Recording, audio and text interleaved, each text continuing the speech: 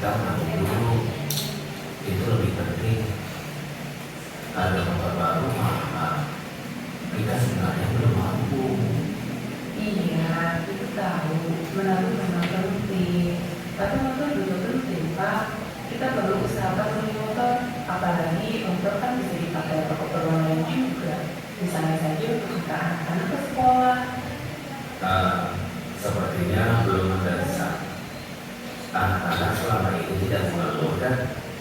Jalan kaki pulang pergi ke sekolah. Ya memang tidak sih. Tapi kita ini sebenarnya memang sudah perlu punya motor.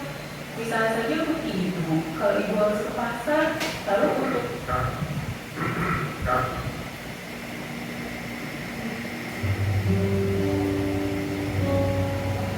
Kita lagi sakit diskusinya ada ya Bu, karena anak-anak tidak tidur.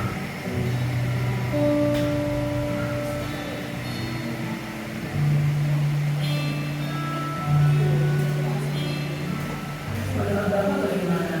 Apa kita izinkan minum es lontong besok? Terlalu sering minum es kan tidak sehat.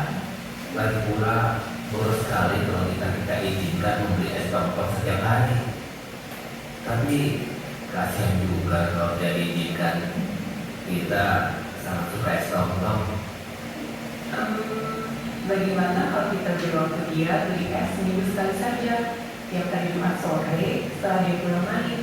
Di hari lain tidak boleh. Wah, bagus. Bapak setuju.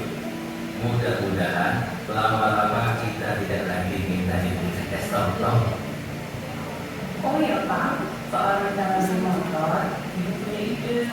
Bagaimana kalau kita beli motor bekas saja? Kan tidak terlalu mahal. Bisa saja kita cari motor bekas, tapi kita lihat dulu harganya. Kalau kira-kira kita mampu mencicilnya, ya kita beli. Tapi kalau tidak, Bapak pikir lebih baik kita tabung dulu sampai tabungan kita cukup. Ibu setuju?